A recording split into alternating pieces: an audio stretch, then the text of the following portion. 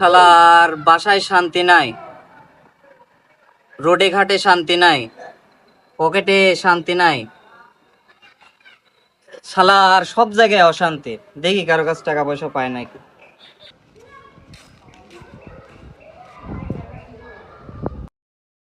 এই জিতু,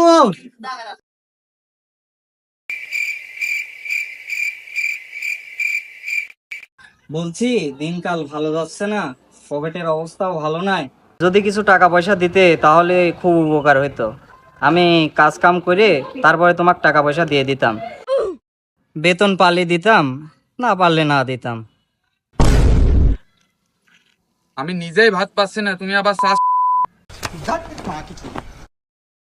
আমার বাপই আমার খাতি দেয় না কত, তুমি আবার টাকা